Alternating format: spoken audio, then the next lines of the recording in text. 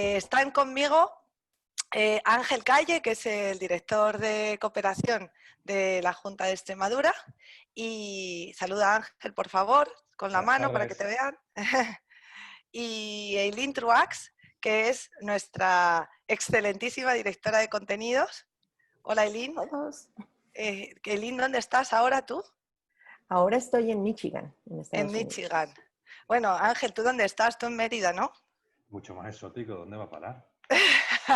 Pues para alguna gente que nos acompaña hoy seguro que sí.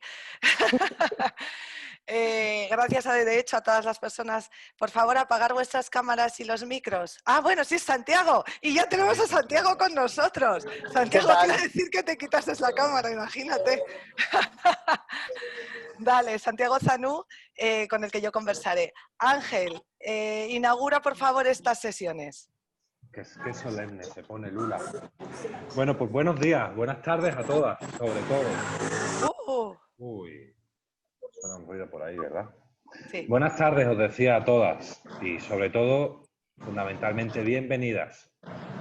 Bienvenidas a... ¿Hay por ahí algún audio, Santiago? Creo que tienes un audio por ahí. No, puede ser Roberto. Roberto, si te Silencio. silencio. No sé si se me escucha bien, ¿me oís? Sally, ¿puedes silenciar a todo el mundo? Creo que mejor, ¿verdad?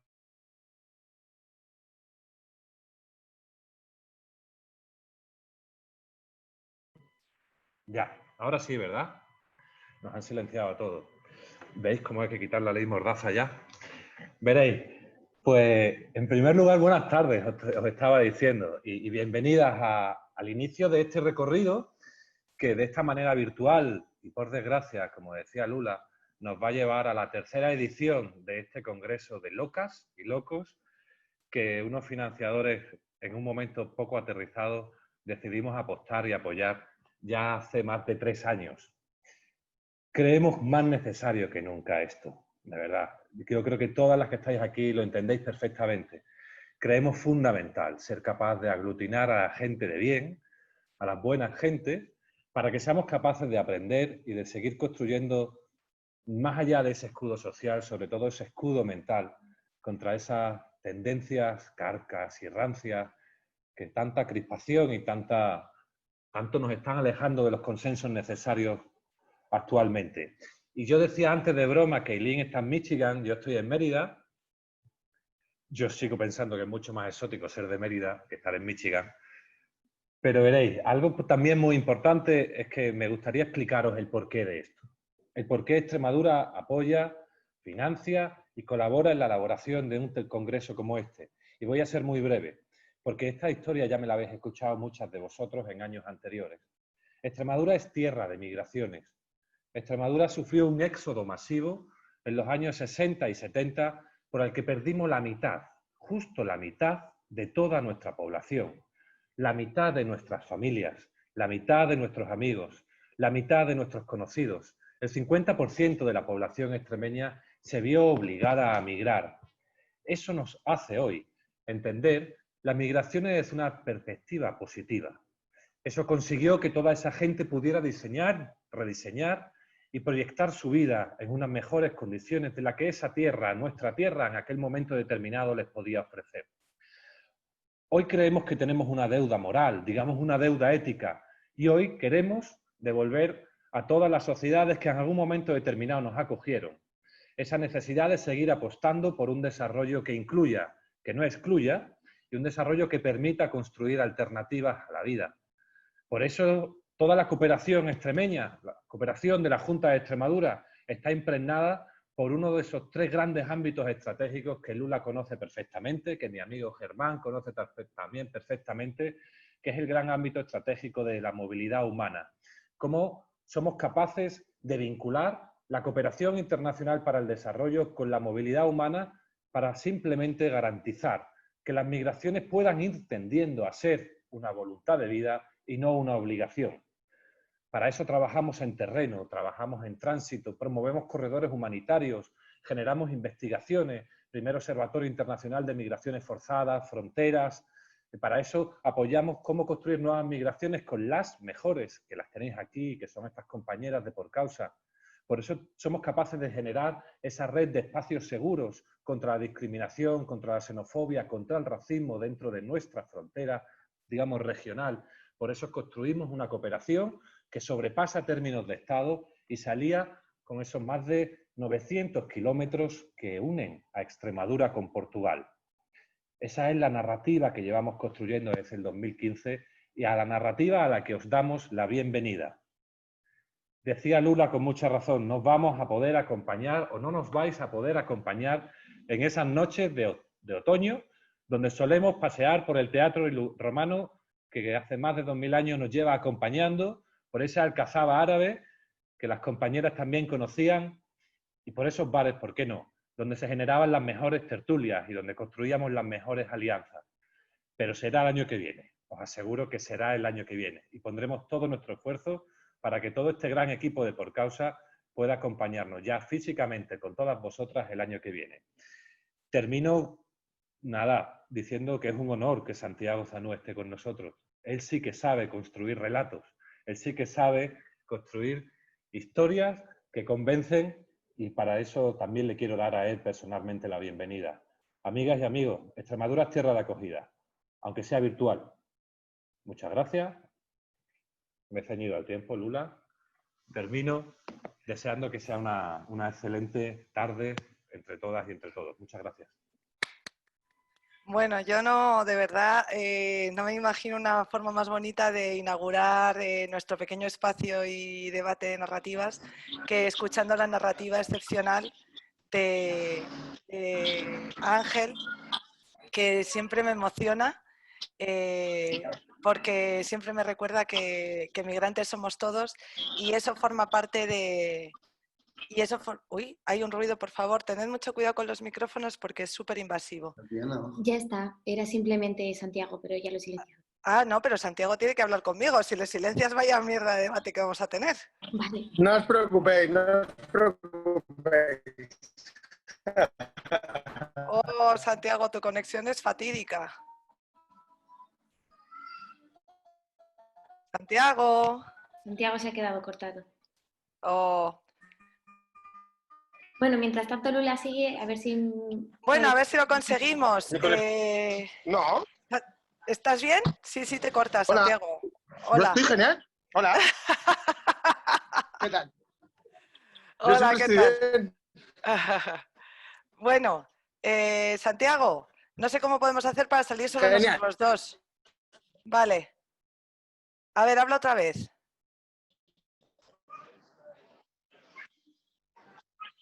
¿Qué tal? ¿Cómo estáis? ¿Me oís? Pichi picha. Se te oye ¿Hola? pichi picha. ¿Sí? A La ver, que me conexión cambie de es espacio. chunga, ¿eh? Bueno, La conexión es prometemos... ¿Sí? ¿Ahora mejor? Pues a lo mejor sí. A ver ahora. Nada, me he salido del lugar. Bueno, ¿Qué pues tal? vas a hacer una conferencia en la calle, que es lo bueno que tiene hacer las cosas digitales. Sí, Pues muy bien. sí. Bueno, vamos a alargar un poco esta conferencia debido a que hemos tenido pequeños problemas técnicos para empezar. Os anuncio ya que durará unos 20 minutos nuestro debate con Santiago y luego habrá un turno de preguntas. Y yo quería empezar, Santiago, lanzándote el guante que ya te he advertido, vienes preparado. Nosotros la semana pasada, el jueves, presentamos un informe del que se hizo eco, entre otros medios, El Confidencial, en el que se presentaba una imagen de la migración irregular que tenemos en España, de esa gente que llega a nuestro país y que por razones muy diversas está en un espacio de limbo administrativo y también lo que se llama sin papeles, están sin papeles. Sí.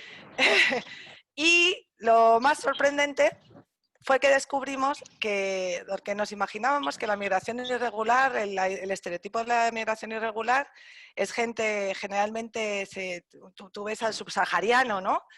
Cruzando en una patera o en una embarcación poco estable, el Mediterráneo, llegando exhausto, y esa es la idea que tú tienes del proceso migratorio que llega a España. y de la persona que luego posteriormente se queda aquí y tiene una situación irregular. Y sin embargo nuestro informe decía todo lo contrario. Decía que realmente la población africana irregular en España representa menos del 10%, un 9,4%, y que la población subsahariana, te he dicho esta mañana una cifra, pero no era, está en torno al 4%. Es decir, la mayoría de la población irregular es magrebí. Es decir, que realmente subsaharianos irregulares en España son prácticamente anecdóticos y la gran población irregular en España es gente latinoamericana, principalmente venezolana, hondureña y colombiana. Y yo lo que creo es que no tenemos entonces una imagen clara de qué es lo que está pasando y la transmisión de esa información viene muy marcada por los medios de comunicación y es una narrativa que además es sesgada y que además genera un espacio muy grande entre el que migra y nosotros. Y al final siempre relacionamos al migrante con algo completamente diferente de nosotros, ¿no? Tú has trabajado mucho en intentar acercar o intentar retratar a estereotipos que son diferentes. ¿Qué piensas de todo lo que te he contado, Santiago? Bueno, de todo lo que me has contado, como hemos hablado esta mañana, este porcentaje, yo lo he propuesto hoy en mis clases. Al final de las clases he dicho, pues mirad, me voy a hablar ahora de una temática que me parece muy importante y os voy a hacer una pregunta en alto. Vosotros cuando pensáis de un inmigrante ilegal, porque les he tenido que decir la palabra ilegal, no irregular, porque es como la comunicación ha tratado a las personas de las que vamos a hablar ahora directamente. Vosotros, si yo te digo un inmigrante ilegal, ¿tú qué dirías? Y tú me dices, pues un tío que viene en patera. Si yo te digo, por ejemplo, no nos hemos puesto técnicos con la palabra exacta, porque evidentemente nadie es ilegal. Si yo te digo un inmigrante irregular, ¿tú qué pensarías? Y lo mismo, la respuesta sería la misma. Yo pensaría una persona o negra o árabe, ¿no? Esta no es una realidad, pero esto es una realidad que tiene que ver con cómo se comunica.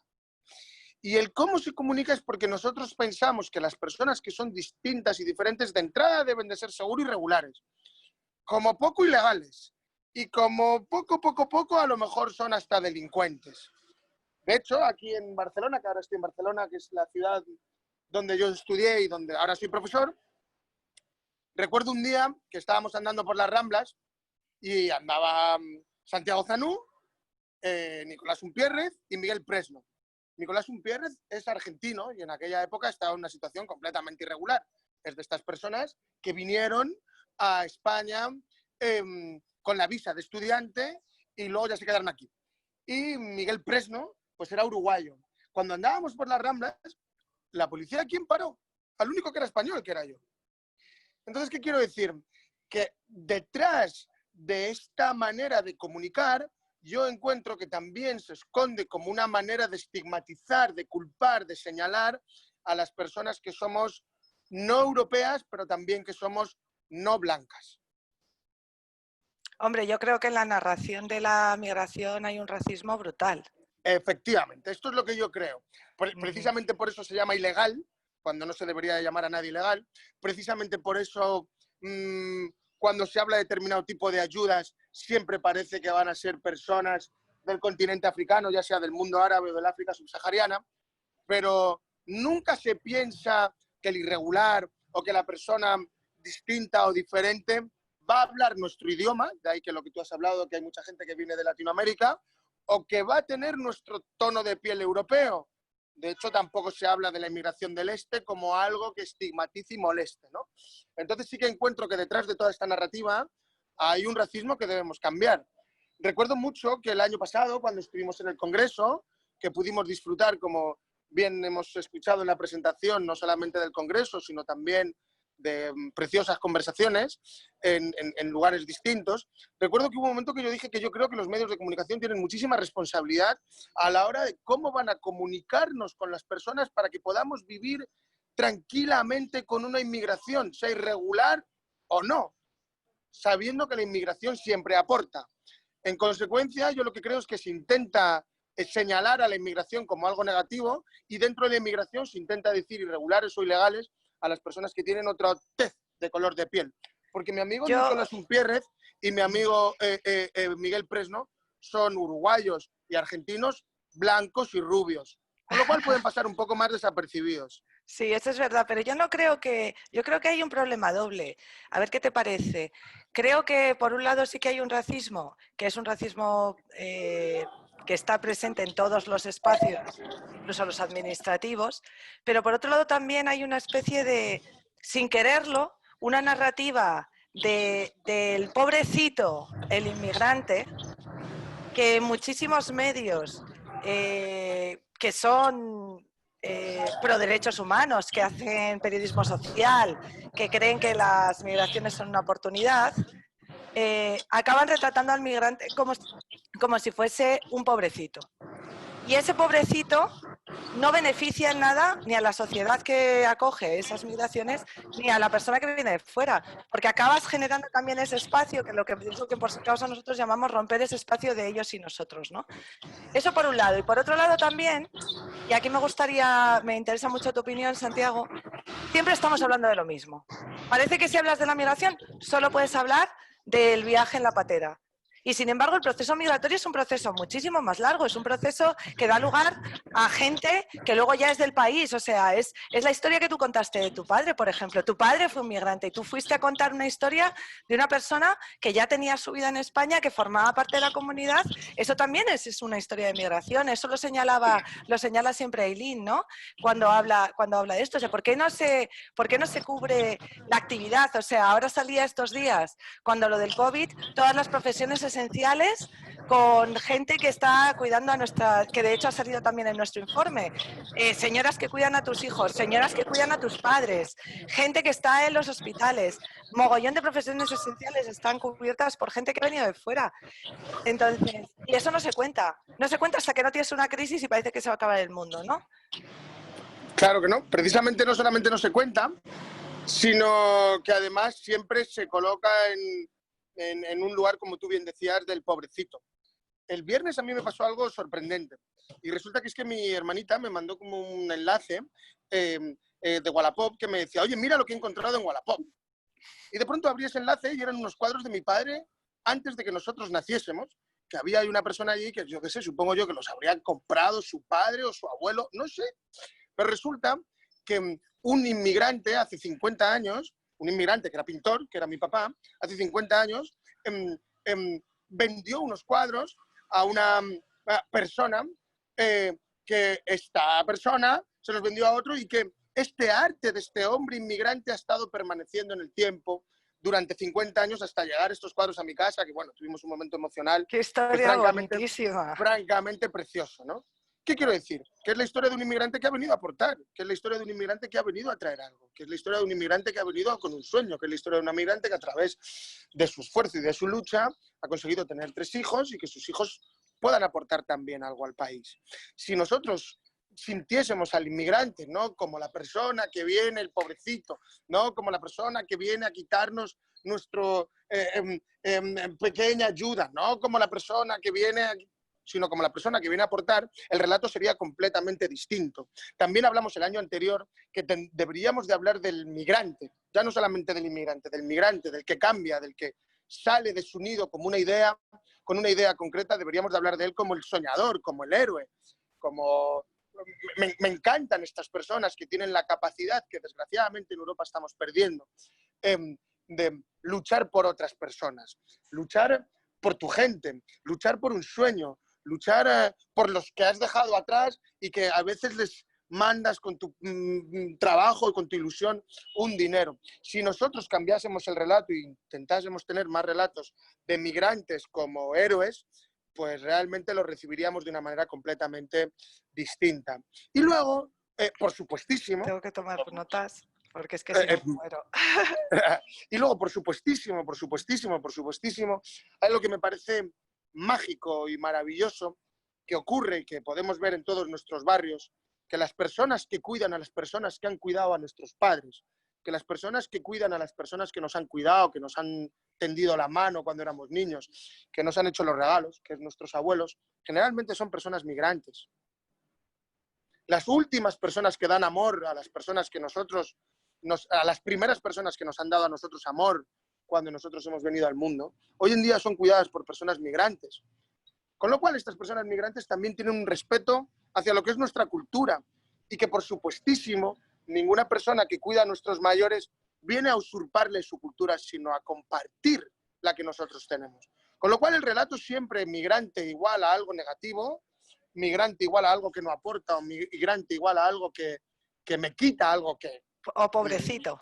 O pobrecito, sobre todo pobrecito. Yo vuelvo a contar lo del cuadro. Inmigrante igual a pobrecito, no estoy de acuerdo. Yo estaría completamente de acuerdo con migrante igual a héroe con ilusiones, ¿no? Y yo creo que en el mundo necesitamos personas con ilusiones. Y los migrantes Nosotros en Por Causa, de hecho, recomendamos o no hablar de migrante o decir que migrantes somos todos, ¿no? Porque en realidad el migrante, pues bueno, es una persona que se mueve, pero el migrante también es una mujer, o es un hombre, forma parte de colectivos mucho más grandes, normalmente tiene una profesión, entonces en realidad es un camarero o una camarera o una modista o una peluquera y al final cuando les quitas esa especie de coletilla, y este es un debate que he tenido muchas veces con nuestra querida Eileen Truax, que es que viene de Los Ángeles, y en Los Ángeles hay una reivindicación súper potente del migrante, ¿no? Como de hecho se considera que Los Ángeles tiene una población que son los angelinos, ¿no, Eileen? Ya se ha puesto la cámara. Pues, y yo siempre digo que yo prefiero quitar el migrante, que si tienes que hablar de colectivos, es muchísimo mejor meter en un grupo de colectivos un ejemplo de también, pues, o sea, dices, bueno, voy a hablar de niños y dentro de los niños o dentro de los adolescentes que tienen una complejidad enorme porque tienen unos problemas propios, hay un grupo que además tiene más complejidad porque están en un país extranjero y sin sus padres, ¿no? Y entonces esos son los que normalmente la prensa puede denominar menas, ¿no? Pues no hables de eso, habla de los adolescentes, habla de su marco, cuenta historias de chavales jóvenes y dentro de esas historias que hay alguna de alguno que viene solo sin padres, ¿no? Elin, ¿quieres añadir algo? Que te veo que estás con la cámara. Sí, no, pero estoy de acuerdo. Yo creo que podemos hacer las dos cosas, ¿no? Es una especie de pinza. Siempre pensar en las personas como parte de su comunidad, de su sociedad, pero también en ese proceso recordar cuál es la historia que los ha llevado ahí, porque eso permite explicar lo que están aportando a esa comunidad. Entonces, yo creo que ahí hay un doble valor y así es como hay que verlo, ¿no? Muchas gracias. Santiago, tú ya sabes que yo soy súper fan del Truco del Manco, lo sabes, porque es que es una peli que me he visto 15 veces, los que no la hayáis visto. O sea, Santiago tiene 3 películas, ¿no? Si no me equivoco. ¿Sí? Bueno, tengo 2 películas de ficción Y un documental. y 2 documentales, uno hecho en el país de mi papá y otro hecho en Etiopía. Lo que pasa en la película de Etiopía es una película que desgraciadamente no ha tenido como mucho recorrido, porque si los hombres migrantes son olvidados, ya hablaríamos algún día, si queréis, de las mujeres migrantes africanas, que yo creo que son las grandes olvidadas del planeta, ¿no? Entonces, pues sí, pero sí, tengo 2 pelis y 2 documentales. Vale. Cuando tú cuentas una historia, o sea, a mí lo que más me fascinó del Truco del Manco es que yo me sentía de conventito. O sea, yo me sentía súper cercana a toda la comunidad que estaba ahí y su realidad obviamente no tenía nada que ver con la mía. ¿Qué retos, a qué retos te enfrentaste para generar, o sea, cómo conseguiste hacer eso? Yo sé que a mí me tocó, pero no sé si es que lo escribiste desde las entrañas, no sé si es que, pero es brutal, ¿no? O sea, es brutal. ¿Cómo consigues que el Langui seamos todos, casi? Es decir, es que yo a veces me meto en la ducha y me acuerdo, ¿no? De él. Sí, sí. Bueno, hay una cosa que creo que ya lo hice en una película maravillosa de Ernest Lubitsch, que es de Ser o no ser. La película se llama Ser o no ser, ¿no? Cuando hay esta invasión de Polonia, donde a partir de un texto de Shakespeare dicen, ¿qué pasa? Que si me pinchas no sangro, que si me haces daño, si me haces cosquillas no me río, si me haces mal no lloro, ¿no? Entonces, al final, lo bonito es que Juan Manuel Langui, cuando nosotros hicimos la película, las emociones que él traspasaba las emociones que él transmitía son emociones que nos tocan a todos. Y de pronto desaparece la persona con una discapacidad física y aparece el humano. Mi pregunta es la siguiente. Cuando tú ves el documental que yo hice con mi papá, que volvió 40 años después a su tierra, donde siempre mi padre tenía la foto de su madre puesta en sus camisas, en la parte del corazón, mi pregunta es la siguiente. Cuando tú haces esta película, ¿qué es lo que tú ves? Tú ves una persona que echa de menos a su madre. Entonces tú te puedes conectar con una persona que se ha ido de su nido y que directamente lo único que quiere es intentar hacerlo bien para conectarse y por poder intentar ayudar a su familia. Entonces, si nosotros en vez de estar viendo números, si nosotros en vez de estar viendo colores, si nosotros en vez de estar viendo migrantes, incluso profesiones, como tú has hablado antes, estuviésemos viendo los sentimientos de las personas, nos conectaríamos muchísimo más con esta persona que pasa por aquí al lado, ahora que estoy en la calle, que pasa por ahí al lado con su carrito lleno de chatarra. ¿Y qué estará pensando? ¿Por qué le tengo yo que ver como un pobrecito? ¿Por qué yo me tengo que poner por encima de él? Entonces, al final, en mi trabajo, siempre es intentar mostrar que esas personas que nos parecen secundarias o que esas personas que nos parecen que no podrían ser protagonistas de nuestro mundo, al final sienten como nosotros y al final son como nosotros. Y mi trabajo es siempre poner la voz en estos olvidados, que al final lo que son es grandes ejemplos de superación. Y yo diría incluso una cosa, grandes ejemplos de superación y también grandes personas con valores, porque no hay un valor mejor que el querer cambiar a mejor. Ese es el mejor valor que se puede transmitir, sin duda alguna. Y en mi cine pues intento esto, ¿no? Juan Manuel, en la película El truco del manco, es una persona con una discapacidad física, que no puedo moverme, pero al final es una persona con una gran capacidad de querer, de amar, de superarse, de hacerlo mejor. Y las otras personas que no tienen esta discapacidad física, lo único que quieren es hundirse, ya sea por la droga, ya sea por no hacer nada y demás. Entonces es una metáfora muy grande de cómo somos nosotros. A veces tenemos tantísimas cosas que nosotros mismos despreciamos lo poco que trae el de enfrente. Cuando lo poco que traen de enfrente precisamente es ese valor que nosotros estamos perdiendo. Ay, Santiago, de verdad, menos mal que lo estamos grabando, me lo pondré en loop, es que me encanta oírte hablar, de verdad. Pues lo que tú dices, nosotros lo llamamos intentar hacer narrativa local, es decir, bajar las cosas al espacio que al final te suena, que te hace pensar en el sitio en el que tú vives y que no te parece una cosa lejana de otro mundo, ¿no? Y bueno, yo no quiero alargar mucho la charla. Creo recordar que hemos empezado ahí 10, teníamos 20 minutos de charla y yo estaría toda la vida charlando contigo, bien lo sabes, pero eso ya lo haremos en privado. Así que yo creo que damos paso a las preguntas. ¿Qué te parece, Sally? No sé si hay Me parece muchas. perfecto. Vale. Perdonad, me voy a poner la cámara para no parecer un ente extraño. Sí es cierto que durante la sesión ha habido varias reflexiones en alto que me han parecido muy interesantes, pero bueno, como el tiempo apremia, vamos a las preguntas. Tatiana Rojas nos preguntaba, ¿y si los medios de comunicación tradicionales apuestan por tener periodistas migrantes en sus redacciones, no cambiará la forma en el que y en el cómo se cuenta la migración? Bueno, yo no tengo ninguna duda, y creo que estamos haciendo un buen camino y ya el año pasado hablábamos un poco de esto y tenemos que seguir insistiendo. No solamente en la narrativa deberían de participar las personas migrantes. Quiero decir una cosa directa, de la que estoy francamente enojado y enfadado. Se ha hecho todo un discurso últimamente, se ha hecho todo una reflexión sobre conguitos sí, conguitos no, racismo sí, España es racista, no es racista. Jolín, no nos han invitado a ninguno a hablar. Por favor, déjame a mí decirte si conguitos sí o conguitos no, porque al que han llamado conguito ha sido a mí.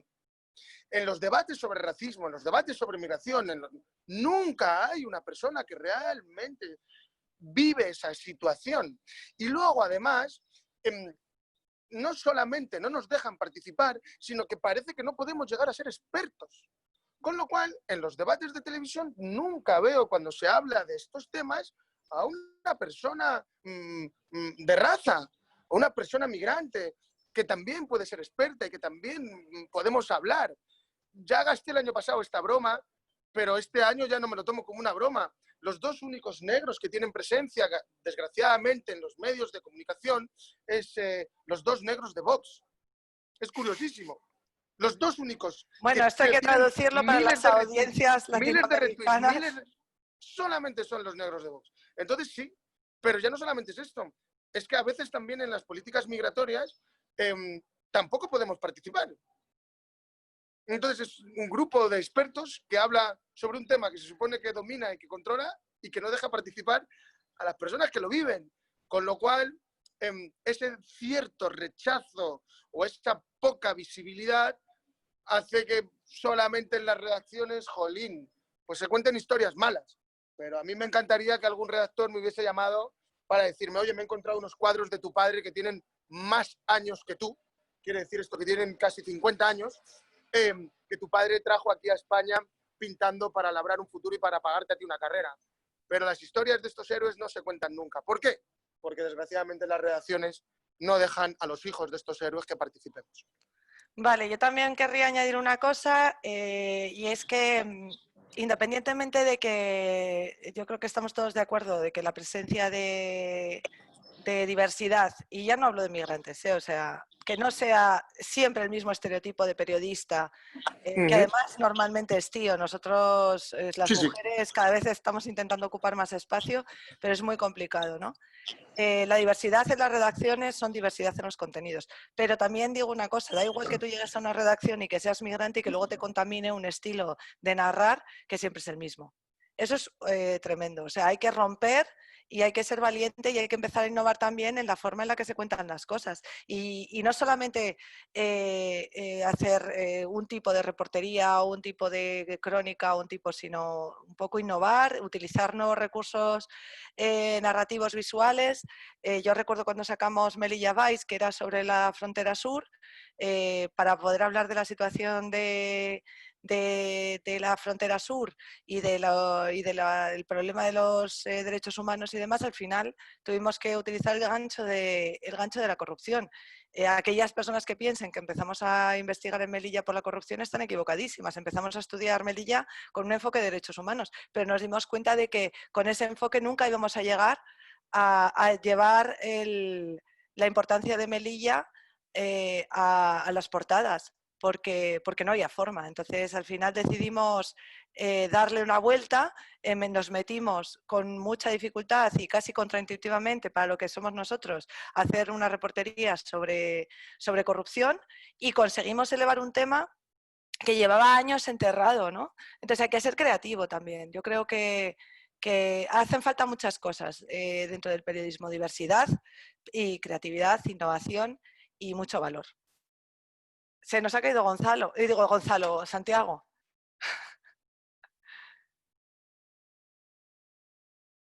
Se ha caído. Bueno, de todas formas estamos llegando al final. Esto sabíamos que eran sesiones cortas. No nos podemos alargar. Si queremos una pregunta más, que me ayude Eileen, que es una persona con un conocimiento en narrativas y periodismo bárbara. Tenemos aquí recursos para todo. Esto es igual que el congreso en directo, Eileen, donde nos subíamos y nos bajábamos todos al escenario. Así que quita tu micrófono y vamos a responder la última pregunta. ¿Quedan muchas, Sally? Queda esta como penúltima pregunta y otra última que nos hacen y ya terminamos. Pues vamos a ser muy breves para poder acabar a -20 si puede ser. Me parece perfecto. La siguiente pregunta es de Chus García Extremadura y nos pregunta, ¿creéis que las alianzas o movimientos antifascistas, puesto entre comillas, están surgiendo en los últimos meses, son el mejor camino para hacer frente a la ultraderecha? Bueno, yo creo que esa pregunta con el tema del periodismo no tiene... Es un poco complicada. Esto es un tema que supera un poco... Yo lo que sí que creo es que la contranarrativa... Yo personalmente y nosotros desde Por Causa promovemos el cambio de marco narrativo. Sugerimos, os invitamos a hacer un cambio de marco narrativo. Normalmente, cuando tú trabajas sobre un marco preestablecido, lo que haces es alimentar el marco que ya existe. Y lo que es la lucha por los derechos tiene que tener también su marco y tiene que tener su propio marco. Entiendo pero me cuesta mucho entrar a... Es decir, Si me preguntas si yo creo que para luchar contra el fascismo y contra el discurso de odio hay que hacer un antidiscurso de odio, yo te digo que no. Creo que hay que hacer un nuevo discurso sobre aquella cosa que tú quieras ensalzar y que quieras narrar. Y tienes que cambiar el marco narrativo, porque seguramente ahora Eileen nos puede dar unas pinceladas, pero porque esto lo he aprendido de ella. Las fake news las inventa Trump y todo el mundo hablamos de ello, ¿no? O sea, al final toda esta gentuza nos provoca, nos utiliza para generar un mayor volumen de presencia en los espacios periodísticos y ser trending topic en las redes sociales. Y nosotros como bobos vamos alimentando eso. Y hay un caso muy concreto, y acabo y le doy la palabra a Eileen, en las elecciones en Holanda, cuando Orbán se presenta por primera vez, no, Orbán no. ¿Cómo se llama el de Holanda? Sally, tú que tienes una cabeza privilegiada. Bueno, el de la ultraderecha holandesa, que es que no me acuerdo cómo se llama ahora. Le acabo de poner Orbán y me he quedado pillada. Pero bueno, seguro que Sally me lo busca en Google. Este señor se presenta por primera vez con su partido y todo el mundo estaban ahí con sus debates en Holanda y de repente dice, bueno, ¿y qué vamos a hacer con el problema de los musulmanes? Wilders. Exacto, Wilder. Exacto, es que me he quedado con Orbán pilladísima. Bueno, pues Wilder cuando se presenta a las elecciones dice, bueno, ¿qué vamos a hacer con el problema de los musulmanes? Y todo el mundo, claro, un silencio, que el problema de los musulmanes. Sí, sí, hay un problema con los musulmanes. Y entonces inmediatamente todo el mundo empieza a responder y en un menos de 4 días toda la campaña electoral de Holanda estaba centrada en el problema con los musulmanes, que era un tema que no había aparecido hasta que no apareció Wilder. Entonces, eso es lo único que yo puedo decir a este respecto. Eileen. Bueno, ya lo has dicho todo y yo creo que el principio es el mismo y aplica para todos los lugares, ¿no? Si tú quieres posicionar la agenda, tienes que apropiarte de la agenda y no subirte en la agenda de alguien más. Tenemos un ejemplo súper claro en Estados Unidos ahora con el asunto de Black Lives Matter. Hay un policía que tortura y asesina a una persona poniéndole la rodilla en el cuello. Se levanta toda una comunidad y el presidente responde diciendo que él apoya a la policía. Y va a un evento con policías y les aplaude a los policías de todo el país. Y entonces ahora estamos hablando de la policía, de si la policía debe, si la policía no debe, si quitamos policías. Si no. Espérenme, pero es que eso no es el tema. El tema es violencia racial. ¿Por qué el presidente mueve el tema importante a donde él quiere, ¿no? Bueno, porque hablar de policía, hablar de orden, hablar de instituciones es algo que él maneja muy bien. Hablar de derechos humanos, hablar de violaciones, hablar de violencia racial es algo que lo hace perder. Y todos los medios se fueron al tema de la policía. Entonces, vamos, ejemplos hay muchos, pero el principio es el mismo, ¿no? El poder tiene claros motivos para poner temas en la agenda y para decir de qué quiere hablar, porque así es como mantiene el poder. Los medios no tenemos por qué ser portavoces ni por qué replicarlos. Nuestro trabajo es cuestionar esa agenda. Nuestro trabajo es cuestionar ese discurso. Cuando el medio repite, aunque sea con comillas, el discurso que viene del poder, no está haciendo periodismo, está siendo un portavoz, ¿no? Muchas gracias. Sally, última pregunta y lo vamos a responder súper rápido porque, vamos, yo me enrollo como una... Vale, pues la siguiente pregunta es de Tatiana Rojas de nuevo y es la última. Y lo que nos pregunta es, ¿cómo hacemos para que el carnicero, la chica del supermercado, el taxista, la DJ de la discoteca o cualquier persona que se acerque a la narrativa de la migración de otra forma diferente a la que muestran los medios? ¿Cómo llegamos ahí los periodistas? No he entendido la pregunta. Vale, pues ella lo que pregunta es cómo podemos acercarles a todas esas personas que viven otra realidad, a lo mejor más alejada de las migraciones, cómo los acercamos a esos perfiles que se asemejan a ellos en la realidad sin esa etiqueta de migrante, porque al final pues es Susana o es Juan, porque ya los conoces y le quitas esa etiqueta. ¿Cómo pueden llegar a esas historias los periodistas? No sé si esto responde a la pregunta de Tatiana, pero esto es algo en lo que a mí me gusta insistir mucho. Normalmente cuando pensamos en migrante, pensamos en el momento del tránsito o en el momento reciente del arribo. El migrante es el que venía hace 2 meses en la patera y ahora está en el CIE o acaba de salir del CIE y ese es el migrante. Nunca pensamos que el migrante es el que llegó en la patera hace 10 años. Y hoy está en la carnicería, hoy es nuestro vecino, hoy sus hijos van a la escuela con nuestros hijos, etc. Entonces, la forma de cambiar el acercamiento es, y justamente esto rompe con el ellos y nosotros. No son ellos los que vienen, es nosotros los que construimos comunidad conforme fuimos llegando a este sitio. Para mí, la manera más efectiva de contar una historia de migración es contar la historia de migración de quien tiene aquí mucho tiempo, de quien es parte de nuestra comunidad, y a través de eso, a través de Susana, Pepe, Paco, que llegaron hace 10, 15 años, entendemos a quién viene en la patera, en el avión, a quién se quedó después de la visa, etc. Un ejemplo buenísimo es justamente el caso del papá de Santiago, ¿no? Con el asunto de los cuadros. O sea, este no es un señor que vino ayer en la patera, este es un señor que hace 40 años pintó una obra que ha estado pasando de lugar a lugar. Ese es el cambio de narrativa, ese es el nosotros. Mi familia lleva 40 años con este cuadro bellísimo y ¿qué creen? Lo pintó un señor que llegó cruzando el mar, ¿no? Para mí esa es la forma ideal. Sí, yo añadiría eso, lo que ya he dicho antes, es un poco repetirme, pero de verdad que me parece interesantísimo. Que es trabajar con colectivos que son diversos. Es decir, por ejemplo, yo estuve trabajando con una ciudad bastante importante de España. Me preguntaron si había que hacer una campaña pro migrantes o porque había muchos migrantes y no sabían qué hacer y demás. Y yo les dije, no, para hacer una campaña pro mujeres. Y entre esas mujeres, meter colectivos migrantes. Las mujeres de Barcelona son estas y son la señora que vino de la Alcarria o que vino de Extremadura, la señora que nació en la Barceloneta y sigue viviendo ahí, la señora que nació en Ecuador y lleva 50 años, la persona que vino de Marruecos, todas esas señoras son Barcelona. Uy, he dicho el nombre de la ciudad, bueno, esto que no se repita. Pero quiero decir que al final lo que haces es generar un relato sobre un colectivo grande y en ese colectivo grande tú estás metiendo una enorme cantidad de diversidad y en esa diversidad estás metiendo también a gente que vino de fuera. Y es la mejor forma de que esa gente no parezca gente que ha venido de fuera, sino que parezcan parte del entorno en el que vivimos. Cuando se hacen estos reportajes de ¡ay! Las cinco adolescentes migrantes de 5 continentes. Es espantoso porque entonces ya está, son diferentes, ¿no? O sea, pues no, háblame de 5 adolescentes, háblame de 10 adolescentes y que la mitad sean migrantes.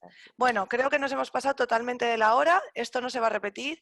Para aquellas personas que penséis repetir mañana, que sepáis que empezaremos a la hora y acabaremos a la hora y que, como siempre, un placer teneros con nosotras. Ha sido una preciosa inauguración.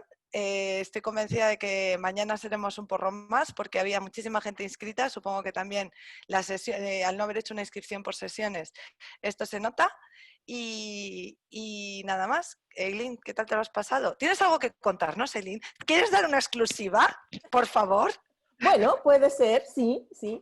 No, bueno, lo primero es gracias a todos por conectarse. Veo que hay muchísimos comentarios en el chat. Estamos generando ideas. Entonces, yo les invito a que guarden las ideas, a que las desarrollen, porque cuando tengamos nuestro congreso, nuestro tercer congreso en octubre, estas ideas son las que vamos a poner en marcha. Tenemos un programa fantástico, van a ser 4 días con mucho Zoom, pero cada Zoom va a ser maravilloso. Entonces, guarden sus ideas y comentémoslas ahí. Ese es el objetivo del Congreso, establecer charlas y tal vez acuerdos y tal vez desacuerdos también se vale. Así que, bueno, preparémonos para eso. Tenemos otras 3 sesiones de estas Migratalks, de estas pequeñas charlas, y en cada una les vamos a hablar un poquitito de las personas que vamos a tener como invitados en octubre. Entonces, hoy yo les quería hablar de Patrick Kingsley, a lo mejor algunos no sé. Patrick Kingsley, bueno, es un tamaño de periodista enorme, es corresponsal para New York Times, está basado en Berlín y, bueno, ha trabajado también para algunos otros medios.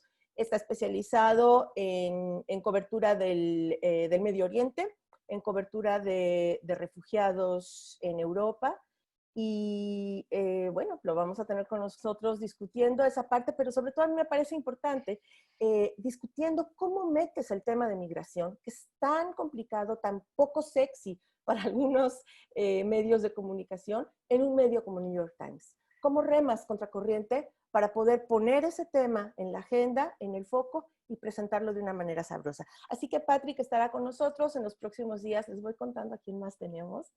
Va a estar buenísimo. Nos vemos Bueno, mañana. podéis activar vuestros micrófonos para aplaudir. ¡Eh! Esto es muy triste. Bueno, pues nada, ya cerramos con apenas 20 minutos de retraso. Todo está ido muy bien, como si fuese un congreso de verdad. Cuidaros y mañana nos vemos con Virginia Pérez Alonso y David Jiménez, a los que yo moderaré porque tienen más carrete que yo que sé qué, y esto hay que poner un poco de orden. Y Eileen, tú también nos acompañarás, espero, ¿no? Por supuesto, claro, claro. Y entonces ya, pues nos vemos. Y Sally, muchas gracias. Una producción técnica impecable. Uy, gracias a vosotras, o sea, siempre es un placer.